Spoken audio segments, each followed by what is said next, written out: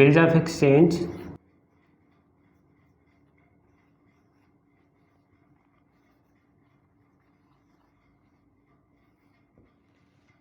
इसको हम लोग कंटिन्यू करने जा रहे हैं। प्रीवियस लेक्चर के अंदर हम लोगों ने डिस्कस किया था बिल ऑफ एक्सचेंज क्या होता है और ये किस तरह से काम कर रहा होता है। फर्दर इसके साथ हम लोगों ने प्रैक्टिकल एग्जांपल इसके देखी थी कि किस तरह से हम लोग इसको रिकॉर्ड कर रहे होते हैं बिल ऑफ एक्सचेंज को। फर्स्ट केस हम लोगों ने रीड आउट किया था, that is retention of bill of exchange, जिसमें बिल ऑफ एक्सचेंज को हम लोग रिटेन मतलब जो आपका ड्रार होता है वो अपने पास रिटेन करके रख रहा होता है। तो आज केस नंबर 2 हम लोग डिस्कस करने जा रहे हैं, that is discounting of bill of exchange.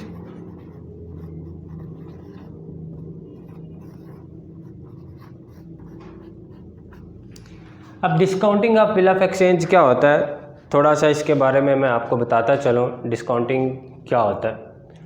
अब अगर आपका एक्सेप्टर जो है वो एक रेप्यूटेबल पर्सन हो, नाउन पर्सन हो, उसकी रेपुटेशन आप कह लें अच्छी हो, तो बैंकर जो है वो आपका जो बिल ऑफ एक्सचेंज है उसको एज अ मनी ही कंसीडर कर रहा होता है।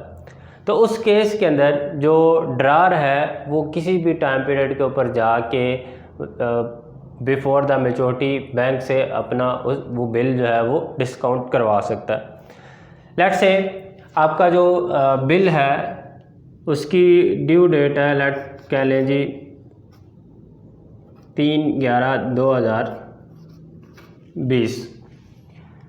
अब ये जो ड्यू डेट है इसकी आपके पास बन रही है ये, इसका मतलब है आपका बिल जो है वो ड्रा हुआ होगा 1 जनवरी 2020 को। तो अब इस डेट के ऊपर जाके 2020 को ड्रार को रकम की अमाउंट की ज़रूरत पड़ जाती है। तो अब उसके पास एक ऑप्शन है कि वो अपना बिल ऑफ एक्सचेंज जो है वो बैंक के पास लेके जाए, उसको शो ऑफ करे और कुछ डिस्काउंट के अगेंस्ट उसकी अमाउंट अपने पास ले आए। अब ये नॉर्मली अगर हम लोग देखें सिंपली इसको हम लोग कह सकते हैं कि ये डिस्काउंटिंग हो रही है बिल्स ऑफ एक्सचेंज की। फर्दर इसको हम लोग जो है वो कंटिन्यू करते हैं, ये discounting of bill of exchange क्या होती है और किस तरह से ये काम कर रही होती है। अब ये कह रहे जी हमारे पास ड्रार, ये हमारे पास जो है वो ड्राई या जिसको हम लोग एक्सेप्टर का नाम भी देते हैं। अब ड्रार जो है उसने बिल ड्रा किया, ड्राई ने वो बिल एक्सेप्ट कर लिया। लेट्स से हम लोग एग्जांपल के साथ इसको समझने की कोशिश करते हैं। 1/1/2020 को ड्रार ने वो बिल ड्रा किया, ड्राई ने एक्सेप्ट कर दिया, वो बिल वापस आपके पास आ गया ड्रार का। अब कुछ टाइम पीरियड गुजरता है, उसके बाद ड्रार जो है उसको अमाउंट की ज़रूरत पड़ जाती है, पैसों की ज़रूरत पड़ जाती है। अब ये क्या करता है, अगर इसकी आपकी रेपुटेशन अच्छी है तो बैंक इसको मनी ही कंसीडर कर रहा होता है। बैंक ड्रार को कहता है जी बिल आप अपना ले आए, मैं आपको कुछ डिस्काउंट के अगेंस्ट कुछ अपना चार्ज करके उसके बदले आपको अमाउंट दे दूँगा। अब ये ड्रार क्या करता है, बैंक के पास चला जाता है। इन शॉर्ट आप ये कह सकते हैं कि ड्रार जो है वो अपना बिल इंडोर्स कर देता है, इसको बैंक को साइन किए, बैंक को इंडोर्स कर दिया, इसको पैसे मिल के कुछ डिस्काउंट के अगेंस्ट।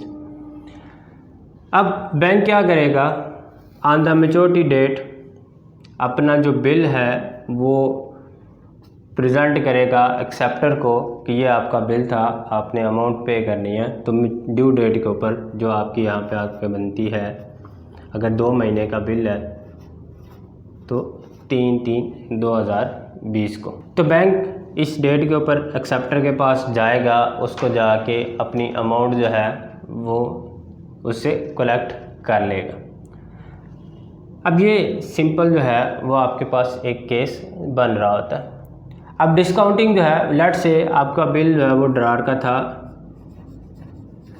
10,000 का, अब 10,000 का बिल बैंक के पास वो लेके जाता है, बैंक उसको कहता है जी मैं आपका 10% के हिसाब से आपका बिल जो है वो आपको डिस्काउंट करके दे दूँगा। अब उसकी जो डिस्काउंट है उसकी हम लोगों ने कैलकुलेशन करनी है। वो डिस्काउंट की कैलकुलेशन किस तरह से होती है वो हम लोग सीखते हैं। अब लेट्स से अज्यूम कर लेते हैं ड्रार को जाके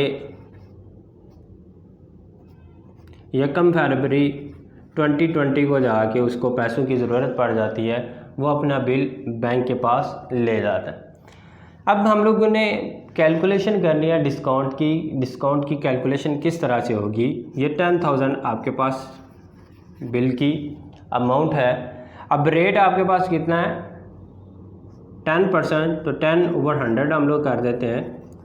अब हम लोगों ने देखना है कि बिल जो है वो ड्रार कितने महीने पहले या कितने मंथ्स पहले या कितना टाइम पीरियड पहले अपना बिल बैंक से डिस्काउंट करवा रहा है।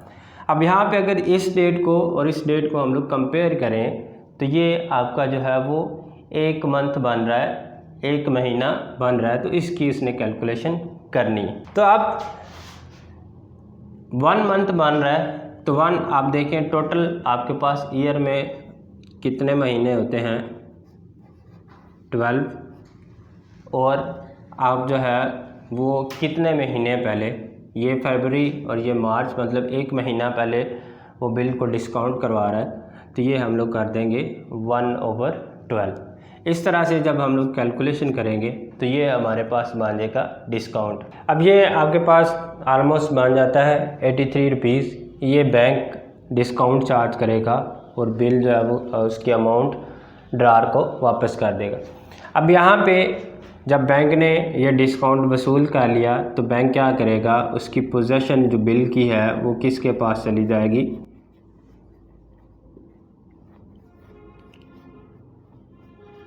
बैंक के पास। अब रिमेनिंग जो अमाउंट आपके पास बन रही है वो आपके पास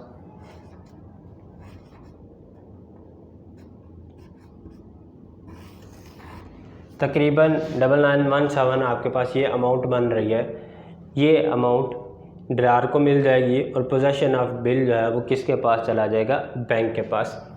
अब जब आपकी मेचोरिटी आएगी, मेचोरिटी टाइम पीरियड के ऊपर बैंक क्या करेगा, अपना वही बिल शो करेगा एक्सेप्टर को, और एक्सेप्टर क्या करेगा on the date of maturity उसकी अमाउंट पे कर देगा इसको।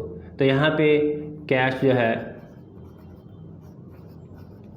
एक्सेप्टर पे कर देगा कब, जाके ड्यू डेट के ऊपर। तो ये सिंपल सा आपके पास सिनेरियो है जिस तरह से आपकी discounting of bill of exchange है वो वर्क कर रही होती है। यहाँ पे एडिशनली आपके माइंड के अंदर एक क्वेश्चन आ रहा होगा, अब अगर बैंक जो है वो 1 महीना पहले, या अगर आपका 2 महीने पहले या 3 महीने पहले बिल डिस्काउंट करके दे देता है ड्रार को, तो बैंक को क्या फ़ायदा होगा। एक तरफ बैंक को तो ये फ़ायदा है उसको डिस्काउंट मिल रहा है, लेकिन डिस्काउंट की अमाउंट माइनस ही है। अगर यही बिल जो है ड्यू डेट के ऊपर जाके, इस डेट के ऊपर जाके एक्सेप्टर बैंक को पे नहीं करता, तो उस केस के अंदर क्या होगा, बैंक जो है उसको लॉस फेस करना पड़ेगा। किसको लॉस फेस करना पड़ेगा, ये क्वेश्चन आपके माइंड के अंदर चल रहा होगा। तो ये हम लोग देखते हैं इसको। अब जब ड्रार अपना बिल जो है वो बैंक से डिस्काउंट करवाएगा, तो वो जो डिस्काउंटिंग हो रही होती है वो ड्रार के पॉइंट ऑफ व्यू से, या ड्रार के लिए वो क्या बन रही होती है, कंटीजेंट लायबिलिटी।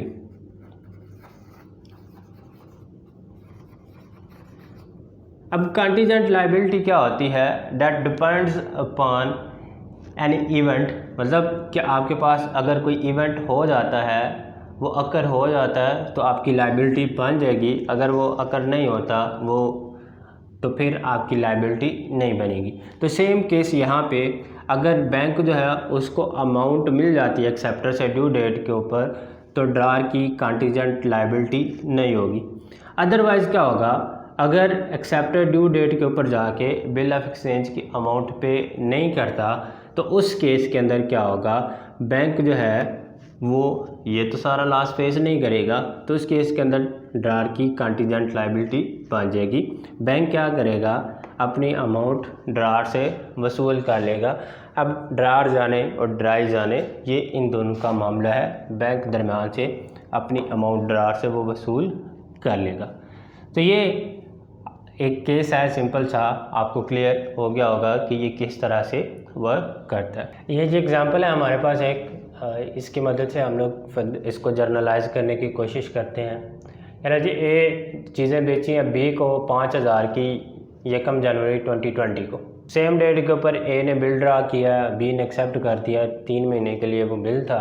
1 फरवरी को जाके ए क्या करता है, अपना बिल डिस्काउंट करवा लेता है बैंक से 15% के हिसाब से। अब कहते हैं जर्नल एंट्रीज आपने पास करनी है in the books of A B and bank. अब यहाँ पे हम लोग कंसीडर कर रहे हैं कि मेच्योरिटी डेट के ऊपर बिल जो है वो ऑनर हो गया है, मतलब आप ये कह सकते हैं कि एक्सेप्टर ने उसकी पेमेंट कर दी है। तो यहाँ पे हम लोग जर्नल बना लेते हैं ए का, यहाँ पे हम लोग लिख देते हैं जी बी का, और ये आपके पास आ जाता है यहाँ पे लिख देते हैं जी बैंक। इन तीनों की बुक्स के अंदर हम लोगों ने जर्नल एंट्रीज पास करनी है। अब यहाँ पे जैसा कि आपको पता है कि ए ने जारी बात है चीज़ें बेची होंगी, तभी जाके बी ने जो है वो बिल एक्सेप्ट किया होगा। वो सिनेरियो सारा जो प्रीवियस लेक्चर के अंदर हम लोगों ने पढ़ा था। तो फर्स्ट एंट्री यहाँ पे क्या हो जाएगी, सेल्स की। ए अपने पास सेल्स की एंट्री क्या कर देगा, बी को वो करेगा डेबिट, और सेल्स को अपने पास क्या कर देगा, क्रेडिट हो जाएगा। यहाँ पे हम नरेशन में आ जाएगा गुड्स सोल्ड टू बी। अब ये आपकी कब हो रही है, 1 जनवरी 2020 को। सेम डेट के ऊपर, इसी डेट के ऊपर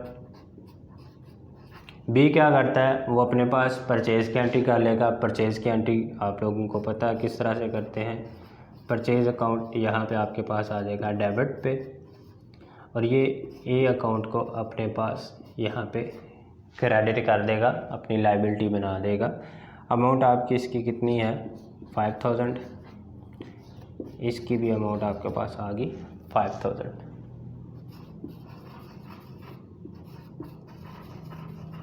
अब यहाँ पे ये कह दें गुड्स परचेज्ड फ्रॉम ए, ये फर्स्ट एंट्री यहाँ पे हमारे पास बन जाएगी। अब क्या है, सेम डेट के ऊपर, डेट आपकी क्या है 1 जनवरी 20, इसी डेट के ऊपर ए ने क्या किया है, बिल ड्रा किया।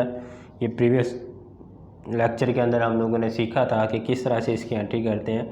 तो यहाँ पे ये बिल रिसीवेबल आपका अकाउंट क्या हो जाएगा, डेबिट हो जाएगा। ये इसको अपना यहाँ पे एसेट्स कंसिडर कर रहा है, डेट इज़ 5,000।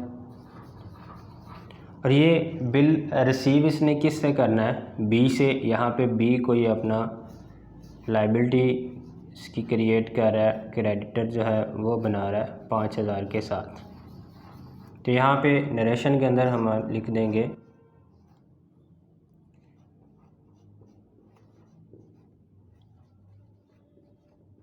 बाय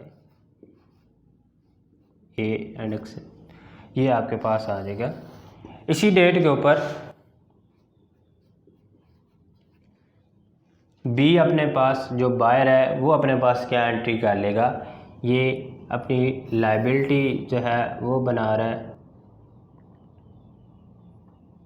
ए को इसने जो है वो अमाउंट पे करनी है, और ये दूसरी तरफ उसकी लाइबिलिटी जो है वो बन रही है बिल पेएबल की शक्ल के अंदर। एक तरफ ये ए अकाउंट को डेबिट करके अपनी लाइबिलिटी रिड्यूस कर रहा है, और दूसरी तरफ वो बिल पेएबल जो है वो ड्रा करके या एक्सेप्ट करके अपनी जो लाइबिलिटी है उसको क्रिएट कर रहा है 5,000 के साथ।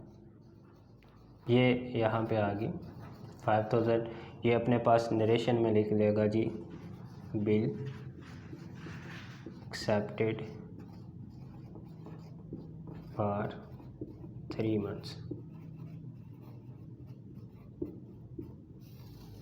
ये वही चीज़ है जो हम लोगों ने प्रीवियस लेक्चर के अंदर ऑलरेडी डिस्कस कर चुके हैं। अब यहाँ पे सिनेरियो हमारे पास स्टार्ट होता है, दिस वन 1 फरवरी को जाके डिस्काउंट करवा रहा है ए अपना बिल बैंक के साथ, तो उसकी एंट्री यहाँ पे आपके पास क्या होगी। तो यहाँ पे हम लोग सीखते हैं कि ए अपने पास उसकी एंट्री किस तरह से करेगा। फर्स्ट वन हमें कैलकुलेट करना है, बिल की जो डिस्काउंटिंग अमाउंट है उसको कैलकुलेट करना है। तो यहाँ पे बिल आपके पास जो है वो क्या है, कैलकुलेशन हम लोग कर रहे हैं ऑफ डिस्काउंट। तो 5000 का आपके पास बिल है, रेट आपके पास कितना है 15/100। अब यहाँ पे हम लोगों ने देखना है कि कितने महीने पहले ए जो है वो अपना बिल बैंक से डिस्काउंट करवा रहा है। तो वो अगर हम लोग देखें तो यहाँ पे 1 जनवरी को आपका बिल ड्रा हो रहा है और 1 फरवरी को जाके वो डिस्काउंट करवाने के लिए बैंक के पास चला जाता है। तो 3 महीने का बिल है, तो इसकी मैच्योरिटी अगर हम लोग देखें तो ये मैच्योरिटी इसकी आपके पास बन रही है जाके 3 अप्रैल 2020 को, ये इसकी मैच्योरिटी बन रही।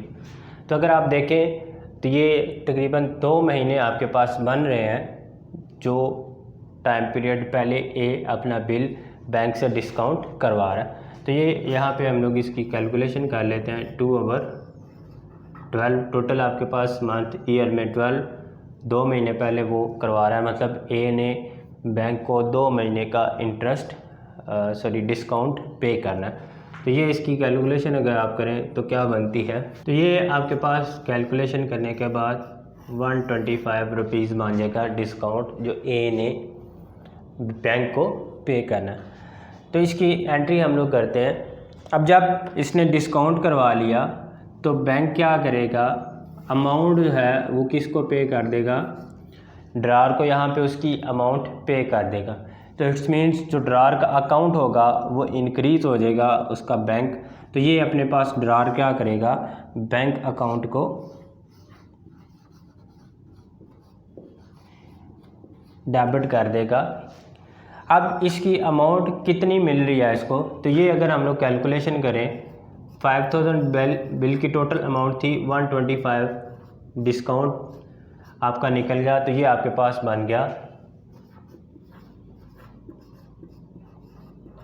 4875। इतनी अमाउंट जो है बैंक ने ड्रार को पे करनी है। तो ये आपके पास हम लोग यहाँ पे इसको नोट डाउन कर लेते हैं 4875, ये बैंक अकाउंट इंक्रीज़ हो गया। अब ये सारे का सारा सिनेरियो कब हो रहा है आपका 1 जनवरी 2020 को जाकर। उसके बाद ए क्या कर रहा है 125 रुपीज़ डिस्काउंट की शक्ल में किसको दे रहा है, बैंक को, मतलब डिस्काउंट अलाउ कर रहा है। तो आपको पता है डिस्काउंट अलाउड हमारा एक्सपेंस होता है, तो एक्सपेंस जब भी इंक्रीज़ होगा उसको हम लोग अपने पास क्या कर देते हैं, डेबिट रिकॉर्ड कर देते हैं। तो ये आपके पास डिस्काउंट अलाउड अकाउंट ये भी डेबिट हो जाएगा 125 के साथ। अब आपका जो बिल रिसीवेबल था, अब आपने वो बिल रिसीवेबल किसको दे दिया, बैंक को। तो ये बिल रिसीवेबल अब आपका ख़त्म हो गया, आपके पास नहीं है, तो ये आप इसको शिफ्ट कर दोगे क्रेडिट पे, bill receivable account, that is total आपका जो था वो 5000 का था। यहाँ पे नरेशन के अंदर हम लोग मेंशन कर देंगे कि ए ने अपना बिल जो है वो बैंक के साथ डिस्काउंट करवा लिया, कितने के हिसाब से, 15% के हिसाब से। उसकी कैलकुलेशन हम लोगों ने यहाँ पे करना सीख ली कि उसकी कैलकुलेशन किस तरह से होगी। अब हम लोग देखते हैं कि ये एंट्री जो है वो बैंक किस तरह से अपने पास रिकॉर्ड करेगा। अब अगर हम लोग ये देखें बी के हवाले से, तो बी इसके पास अपनी कोई भी एंट्री रिकॉर्ड नहीं करेगा, क्योंकि यहाँ पे बी का कोई लेना देना ही नहीं है। तो बैंक, अब ये जो बिल रिसीवेबल है वो ए के पास से ख़त्म हुआ, बिल रिसीवेबल किसके पास चला जाएगा, बैंक के पास। बैंक यहाँ पे इसको अपने पास रिकॉर्ड कर लेगा एज आ एसेट, बिल रिसीवेबल अकाउंट। अब बिल रिसीवेबल अकाउंट इसको कितने का मिला है, 5000 का बिल इसने जो है वो डिस्काउंट करके दिया है ए को। अब दूसरी तरफ देखें तो बैंक ने जो ड्रार है, यहाँ पे हम लोग ए कंसीडर कर रहे हैं, उसको अमाउंट कितनी पे की है। तो यहाँ पे 4875 इतनी अमाउंट बैंक ने ड्रार को पे की है। तो यहाँ पे जब पे करेगा तो बैंक अकाउंट इंक्रीज़ होगा। यहाँ पे ये पे किसको कर रहा है, बैंक ए को। कितनी अमाउंट इसने पे किया, 4875। उसके बाद जारी बात है 125 रुपीज़ जो बैंक ने डिस्काउंट चार्ज किया ए से, ये ए के लिए तो एक्सपेंस था, लेकिन ये बी के लिए बैंक के लिए ये अमाउंट क्या कंसीडर होगी, ये डिस्काउंट रिसीव अकाउंट होगा या इनकम इसके लिए कंसीडर होगी। तो यहाँ पे ये अपने पास क्या कर देगा, डिस्काउंट रिसीव्ड अकाउंट को रिकॉर्ड कर लेगा क्रेडिट की शक्ल में 125। अब यहाँ पे ये एंट्री जो है वो बैंक अपने पास रिकॉर्ड कर लेगा। तो ये यहाँ पे लिख देगा bill discounted at 15% and amount paid to drawer। इसने ड्रार को अमाउंट पे कर दिया। ड्रार यहाँ पे आपका ए कंसीडर होगा। अब यहाँ पे ए जो है उसका सिनेरियो जो है वो ख़त्म हो गया, इसको बिल की अमाउंट मिल गई है ये साइड पे। अब हम लोगों ने देखना है ये बैंक क्या करेगा मैच्योरिटी के ऊपर। इस केस के अंदर आपकी मैच्योरिटी क्या बन रही है, अप्रैल 3, 2020। इसको जाके बैंक क्या करेगा, अपना बिल एक्सेप्टर को या बी जो है उसको शो करेगा और उसकी अमाउंट उससे वसूल कर लेगा। तो जब आपकी मैच्योरिटी डेट आएगी 3 अप्रैल 2020 को, तो इस डेट के ऊपर जाके बैंक और ड्राई जो है वो बी अपने पास एंट्री को किस तरह से रिकॉर्ड करेंगे वो हम लोग जो है उसको देख लेते हैं। अब इसने कैश क्या करना है, पे करना है। तो ये अपने पास कैश को क्या कर देगा, यहाँ पे डेबिट कर देगा। इसको बैंक को कैश इस डेट के ऊपर जाके 3/4/20 को मिलनी है। तो ये अपने पास कैश को क्या कर देगा, डेबिट कर देगा 5000 के साथ। इसने अपने पास कैश को क्या कर दिया, 5000 के साथ क्रेडिट रिकॉर्ड कर दिया। अब जो बिल रिसीवेबल इसके पास था वो बी इससे डिमांड करेगा कि आप बिल रिसीवेबल जो है वो मुझे वापस करें, वो उसको अपने पास रख लेता है। अब जो बिल पेबल है या बिल रिसीव उसने जो कर लिया है वो इसका बिल पेबल ख़त्म हो गया। तो ये बिल पेबल इसको अपने पास क्या रिकॉर्ड कर देगा, डेबिट रिकॉर्ड कर देगा कि बिल यहाँ पे जो पेएबल था उसका वो ख़त्म हो गया। अब यहाँ पे जो इसका बिल रिसीवेबल था इसके पास, वो इसको अपने पास क्रेडिट पे शिफ्ट कर देगा, क्योंकि इसका जो बिल रिसीवेबल था अब वो उसको पैसे वसूल हो गए हैं। तो ये इसका बिल रिसीवेबल एंड हो गया, ख़त्म हो गया। यहाँ पे आपका जो है वो बिल क्या हो गया, ऑनर्ड एट मैच्योरिटी डेट के ऊपर जाके बिल आपका जो है वो ऑनर हो गया। ये इस तरह से बी अपने पास उसको रिकॉर्ड कर लेगा और बैंक उसको अपने पास रिकॉर्ड कर लेगा। तो ये सिनेरियो था। इस तरह से हम लोग जो है जर्नलाइज करते हैं discounting of bill of exchange को। आपको ये सारा का सारा सिनेरियो जब वो क्लियर हो गया होगा। अब अगर ये चीज़ें आपको क्लियर हो गई हैं तो किसी भी किस्म का आपके पास बिल ऑफ एक्सचेंज का डिस्काउंटिंग के हवाले से क्वेश्चन आ जाता है, इसको आप आसानी से सॉल्व कर लेंगे।